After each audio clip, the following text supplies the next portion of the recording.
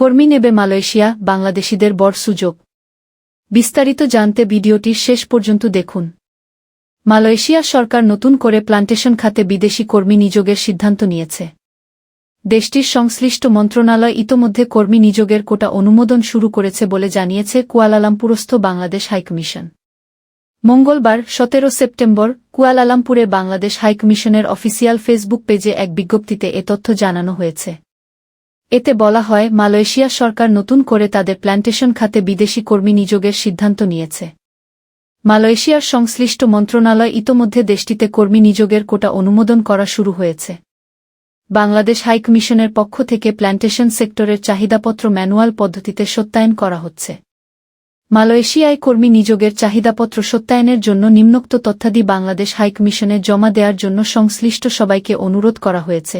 কোম্পানির অনুমোদনপত্র, কমপক্ষে কোম্পানির একজন কর্মচারী হতে হবে ম্যানেজার পর্যায়ে।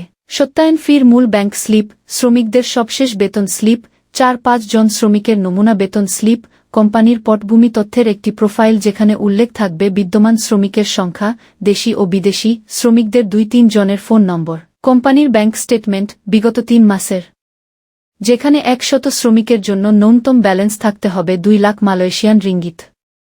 এছাড়াও বিদেশি শ্রমিক ক্ষতিপূরণ প্রকল্পের শক্স নথি, বিদ্যমান কর্মীদের নমুনা নথি, বিদেশি কর্মীদের হাসপাতালে ভর্তি এবং সার্জিকা এক স্কিম, এসপিআইকেপিএ, এসকেএইচপিপিএ এর নথি, বিদ্যমান শ্রমিকদের নমুনা নথি, বিদ্যমান শ্রমিকদের আবাসন সম্পর্কে যেটিকে অনুমোদিত সার্টিফিকেট, জমির মালিকানার দলিল, জমি ইজারা দলিল, প্রতিশ্রুতি গ্যারান্টিপত্র, পরিচালকের স্বাক্ষরিত demand letter, power of attorney, কর্মসংস্থান চুক্তি, রিক্রুটিং এজেন্ট বিআরএ এবং কোম্পানির মধ্যে চুক্তি। মালয়েশিয়ার সংশ্লিষ্ট মন্ত্রণালয় কর্তৃক কোটা অনুমোদন পত্রসহ সকল নথির 2 সেট তৈরি করে 1 সেট মূল এবং 1 সেট অনুলিপি হিসেবে দিতে হবে।